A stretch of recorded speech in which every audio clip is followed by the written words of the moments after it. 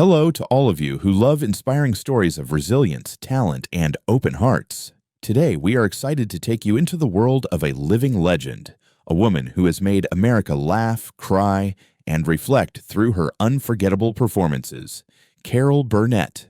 In this video, we will explore her extraordinary journey from her hard days in San Antonio, Texas, to the glory of the Creighton Burnett Show, to the deep sadness of old age. Get ready to be swept away by an emotional story where talent, courage, and sincerity come together to create an everlasting legacy. Don't forget to hit the bell and subscribe to our channel so you don't miss out on more great stories. Now, let's get started. At the height of her career, Creighton Burnett was a blazing fire in American entertainment, a comedic star with a dazzling smile and the ability to turn any moment on stage into an unforgettable memory. The Creighton Burnett Show, which aired from 1967 to 1978, was more than just a television show. It was a cultural phenomenon where Carol and a talented cast, including Harvey Korman and Tim Conway, delivered heartwarming laughs and heart-wrenching moments. But the aura of fame, like a sparkling spotlight, often concealed the shadows of personal pain. At 92, as the spotlight dimmed, Creighton Burnett faced deep sorrows, from the loss of her family to the trials of old age. What really happened to the woman who once made the world laugh? How did a poor girl from Texas become an icon of American comedy? And why does her sadness touch our hearts? Discover the story of Creighton Burnett, an inspiring journey of talent, loss, and resilience. Creighton Burnett was born on April 26, 1933, in San Antonio, Texas, into a poor family whose trials shaped a young girl with big dreams but also deep psychological scars. Carol's father, Joseph Thomas Burnett, was a movie theater manager whose life was marred by alcoholism, leaving him often absent from his daughter's life. Her mother, Ina Louise Creighton, was an office worker who dreamed of becoming a journalist, but financial hardship and the responsibilities of raising a child forced her to give up her dream. Carol's parents' marriage fell apart when she was very young, and the separation left a huge void in Carol's heart, a sadness she would carry with her for the rest of her life. When Carol was 5 years old, her family fell into such dire straits that they moved to live with her grandmother, Mabel Eudora White, in a small apartment in Hollywood, California. This apartment, located in a poor neighborhood, was where Carol grew up, with flimsy walls and long nights listening to the neighbors arguing. Mabel, whom Carol called Nanny, became her primary caregiver, but their relationship was not always warm. Mabel was a strict woman who often criticized Carol's mother for not providing a better life for the family. These criticisms, though not directed at Carol, left her feeling like a burden, a feeling she later described as the nameless sadness of childhood. One of the greatest traumas of Carol's childhood was the alcoholism of both her parents. Her father, Joseph, often disappeared in drunken rages, leaving Carol with painful memories of a father who could not keep his promises. Her mother, Ina, also fell into a spiral of alcoholism, especially after moving to Hollywood and facing her own shattered dreams. Carol, even as a child, often had to care for her mother during her drunken nights, a responsibility that was too much for a young girl to handle. "I didn't know why my mother drank so much, but I knew she wasn't happy," Carol shared in a memoir. These experiences left her with a fear of losing control, a feeling she would struggle to overcome throughout her life. Despite the poverty and trauma she faced, Carol never lost her optimism and imagination. She would often stage plays in her living room, pretending to be a stage star or a comedian. These moments, even in private, were Carol's escape from the harsh realities of life. She also found solace in writing, often writing short stories or humorous poems to dedicate to her grandmother. "I learned to laugh, so I wouldn't have to cry," she once shared. This resilience, forged through a tumultuous childhood, laid the foundation for Carol's journey, helping her overcome greater challenges in her career and life. Creighton Burnett's career journey began with unexpected opportunities and the courage to pursue her dreams, despite the hardships that lay ahead. After graduating from high school in 1951, Carol enrolled at UCLA, intending to pursue journalism to follow in her mother's footsteps. However, a drama audition at UCLA changed the trajectory of her life. During an improvisational performance on the school stage, Carol discovered her true passion, comedy and performance. I felt like I belonged on stage, like it was where I was meant to be, she once said. Her first break came from a performance at a Hollywood theater club where she caught the attention of a local producer. The most important sponsors in Carol's early career were a wealthy couple who attended one of her performances at UCLA. After seeing Carol perform, they decided to sponsor her with $1,000 to move to New York and pursue her acting dreams. The only condition was that she not reveal their identities. The money, a large sum for a poor girl like Carol in the early 1950s, was a huge sum for a poor girl like her, and it became a turning point that launched her into the center of American entertainment. I don't know who they were, but I will always be grateful to them, Carol said in an interview. With the money, she moved to New York in 1954, carrying her dream and a suitcase full of hopes. The early days in New York were not easy. Carol lived in a small, cramped apartment with like-minded friends, working part-time at restaurants to pay the bills. She auditioned countless times, but was repeatedly rejected because of her lack of experience and her appearance, which did not fit the Hollywood standards of the time. I wasn't pretty like a movie star, but I knew I could make people laugh, she once said. Carol's persistence finally paid off when she landed her first role in an off-Broadway musical, Once Upon a Mattress, in 1959. The role of Princess Winifred, with its combination of humor and awkward charm, made Carol a big hit, launching her onto Broadway and opening the door to a television career. Another mentor in Carol's career was Gary Moore, host of The Gary Moore Show. After seeing Carol perform on stage, Gary invited her to join his show in 1959. It was Carol's first appearance on national television, and she quickly became a favorite, thanks to her natural comedic abilities and soulful singing voice. However, working on television was a whole new challenge. Carol had to learn how to work the camera, keep pace during live segments, and cope with the pressure of performing in front of millions of viewers. I was terrified every time I stepped on stage, but I learned to channel that fear into energy, she says. The one quality that helped Carol thrive in the early years of her career was her sincerity and her ability to connect with her audience. Unlike many comedians, Carol didn't rely on sarcasm or malice to get laughs. Instead, she used her endearing awkwardness and self-deprecation to create a comedic style that made her feel like a close friend. She also wasn't afraid to show vulnerable sides of herself, from stories about her poor childhood to the struggles of her personal life. People can sense when you're being genuine. I never tried to pretend to be someone else, she says. This sincerity, combined with her acting and singing talents, helped Carol quickly become a star. The initial difficulties came not only from getting used to television, but also from the pressure of working in a competitive industry. In the 1950s and 1960s, the American entertainment industry was still dominated by strict standards of appearance and gender. As a woman without the Hollywood glamour, Carol was often asked by producers to change her appearance or style. However, she refused to do so, choosing to build a career based on her own talent and personality. This persistence, despite facing many rejections, eventually helped her make a unique mark in the entertainment industry. Carol's early career is a story of courage and perseverance. From a poor girl with big dreams, she overcame obstacles to become a star on stage and television. The opportunities provided by her mentors, combined with her talent and sincerity, opened the door to her later success. The journey was not just about achieving fame, but also about daring to be true to herself, a lesson Carol would carry with her for the rest of her life. At 92, Carol Burnett, who once made America laugh with The Carol Burnett Show, entered a new phase of her life, where the glamour of fame gave way to deep reflection and the challenges of old age. Her final years were a mix of the joy of being recognized as a legend and quiet sadness as she dealt with loss, illness, and questions about her legacy. While Carol maintained her radiant smile and positive spirit, she could not avoid moments of loneliness as she looked back on a life of ups and downs and wondered if she had lived it to the fullest. Carol has faced serious health issues in recent years. While she has not publicly disclosed any specific illnesses, she has revealed that age has slowed her down, with issues such as joint pain and low energy. The COVID-19 pandemic in 2020 also had a major impact on her life, as she had to limit her public appearances and spend most of her time at home in Santa Barbara, California, with her third husband, Brian Miller.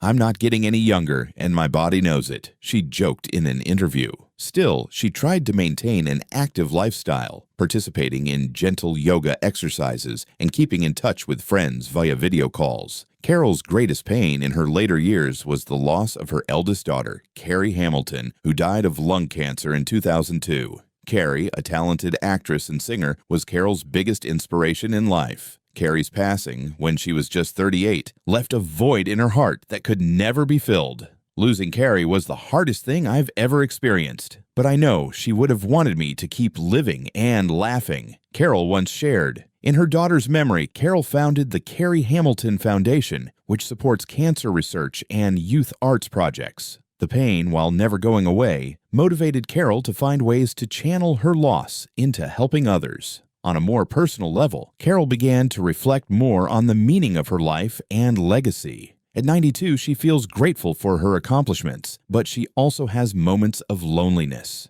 She once shared that one of her greatest sorrows is feeling forgotten by a new generation who are no longer familiar with The Carol Burnett Show. "The world has changed, and sometimes I feel like I'm part of the past," she said. However, she did not let this stop her. She continued to write her memoir, participate in interviews, and appear in special projects to share her story with the younger generation. The public response to Carol over the years has been a mix of emotion and respect. Loyal fans, especially those who grew up watching The Carol Burnett Show, still cherish her as an icon of American comedy. They post letters and messages on social media, expressing their admiration for her talent and resilience. Organizations like the Television Academy and the Screen Actors Guild have honored her with numerous honors, from Emmys to the Presidential Medal of Freedom. However, younger generations who grew up in the age of streaming and social media seem to know less about her, which sometimes makes Carol feel forgotten. Despite this, she remains optimistic, often sharing humorous stories and life lessons on social media. Carol Burnett's legacy is one of talent, kindness, and resilience. Materially, she left behind a huge legacy with The Carol Burnett Show, a show that won 25 Emmys and is still rebroadcast on streaming platforms. She also left behind 3 memoirs, of which One More Time and This Time Together have become sources of inspiration for many. Spiritually, Carol's legacy lies in the way she inspired millions of people, from young comedians like Tina Fey and Amy Poehler to ordinary viewers, to be true to themselves and not be afraid to laugh at their mistakes. "I want to be remembered as someone who brought joy, even if only for a moment," she once said. That legacy, with all its sincerity and love, will continue to live on in the hearts of those who loved her. Carol Burnett's life, despite the brilliance of The Carol Burnett Show, was not without its conflicts and major events that shaped her. As one of America's most beloved comedians, Carol not only faced pressure from audiences and the entertainment industry, but also had to contend with personal conflicts, social prejudices, and moments where she felt misunderstood or excluded. These conflicts, while sometimes silent, left deep scars that both hurt and strengthened her along the way. One of the biggest conflicts in Carol's career was the pressure from the entertainment industry, where she faced unrealistic expectations about her appearance and the role of a woman in comedy. In the 1960s and 1970s, when Carol was at the height of her career, the American entertainment industry was still dominated by strict standards of beauty. As a woman whose appearance did not fit the Hollywood model, Carol was often asked by producers to change her style or lose weight to be more appealing. She once said that a producer told her she was too ordinary to be a big star. These comments, while not enough to deter Carol, left her with a deep sense of injustice. "I didn't want to be a copy of anybody. I just wanted to be Carol," she said in an interview. This determination, while making her successful, also caused her to face many obstacles in an industry that favored traditional models. Conflict with the network was also an inevitable part of Carol's career. When The Carol Burnett Show debuted in 1967, many CBS executives were skeptical about the show's success. They felt that a female-hosted comedy show would be difficult to attract a mainstream audience, especially since Carol wanted to combine comedy, musicals, and improvisation. She fought constantly to maintain creative control, from casting to designing comedy sequences. Some executives suggested she focus on more glamorous roles or tone down her awkward performance style, but Carol held firm to her vision. "I knew the audience wanted to see something real, not a fake version of me," she once said. This struggle, while helping the show become a cultural phenomenon, left Carol feeling exhausted in the early years. Another major event in Carol's life was her personal struggles, especially her failed marriages. Her first marriage to Don Soroyan from 1955 to 1962 ended in heartbreak when they realized they were no longer compatible. Her second marriage to Joe Hamilton, the producer of The Carol Burnett Show, lasted from 1963 to 1984, but was also tumultuous. Joe, though a talented colleague, had problems with alcohol and a controlling personality, which strained their relationship. Carol has said that she often felt trapped in the marriage, especially as she balanced motherhood with her three daughters, Carrie, Jody, and Erin, and the pressures of her career. Her divorce from Joe in 1984, while a relief, left Carol feeling like a failure.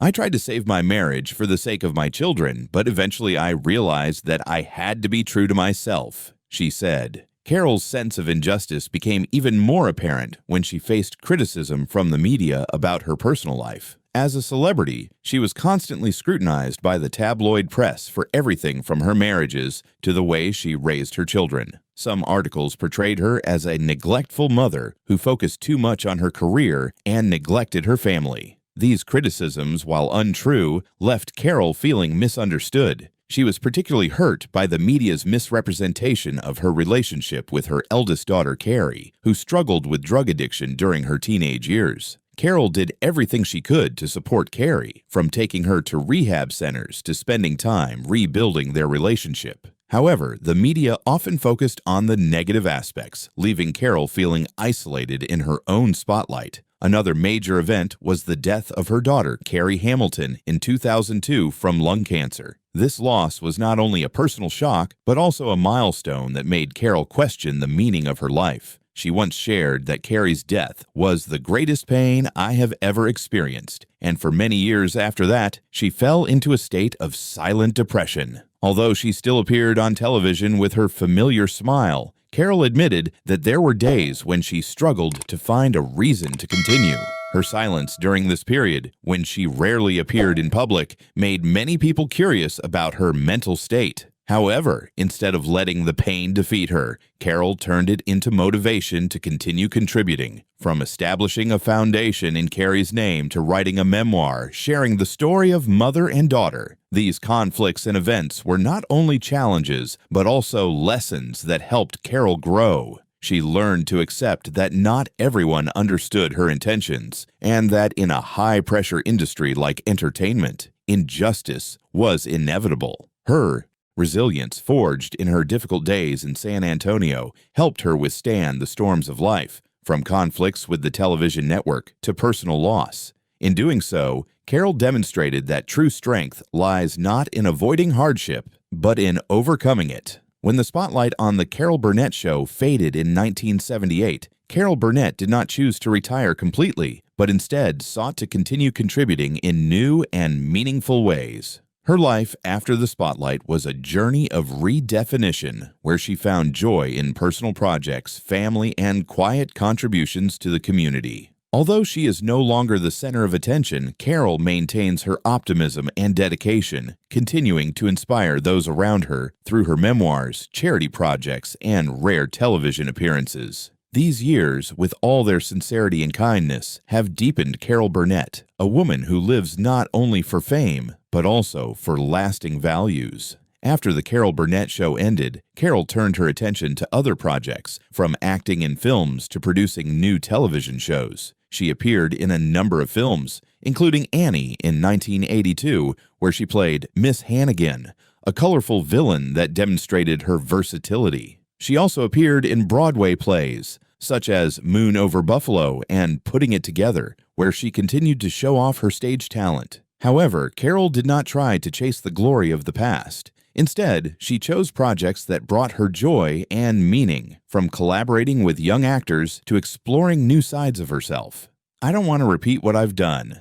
"I want to challenge myself, even if it means failing," she once said. One of Carol's quieter contributions during this period was her charitable work, particularly through the Carrie Hamilton Foundation, established in memory of her eldest daughter. The foundation supports cancer research and youth arts programs, reflecting Carrie's passion for theater and music. Carol devoted much of her time and resources to running the foundation, organizing fundraising events, and meeting with the young people who benefited from these programs. "I feel like Carrie is still with me through the work I do for the foundation," she shared. These activities, while not attracting much media attention, gave Carol a sense of accomplishment that she rarely found in her prime years. In addition, Carol focused on writing with 3 memoirs, One More Time, This Time Together, and In Such Good Company, becoming a source of inspiration for many. In these books, she shares not only her professional successes, but also her personal struggles,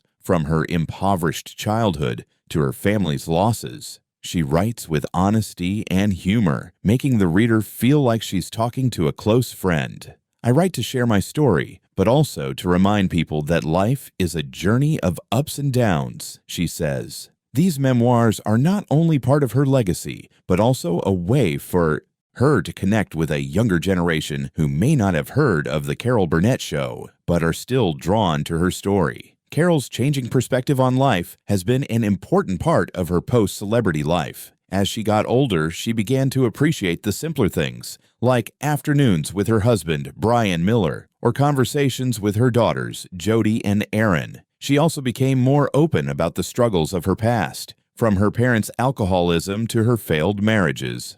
"I learned that life is not about achieving everything, but about finding joy in the little moments," she shared. This change has not only helped Carol regain her balance, but also inspired those around her, from the audience to her colleagues. Although she still makes occasional television appearances, such as in specials or interviews, Carol no longer craves a big comeback. The reason is not because she lacks passion, but because she feels she has fulfilled her mission in the entertainment industry. "I have had a great journey, and now I want to live for myself and the people I love," she said. This choice reflects a more mature Carol, a woman who no longer chases the spotlight, but focuses on living a meaningful life. Through it, she has proven that the true value of a person lies in how they continue to love and contribute, even when the world is no longer watching. Carol Burnett's prime was from 1967 to 1978, when The Carol Burnett Show became one of America's most beloved television shows. With 11 seasons and over 279 episodes, the show was not only a milestone in Carol's career, but also a cultural phenomenon, redefining the television comedy genre. Carol, with her acting, singing, and improvisational talents, turned the show into a playground where audiences could laugh, cry, and feel her sincerity. These years, with all the glory and challenges, made Carol Burnett admired around the world, an icon of creativity and humanity, and humanity, and humanity.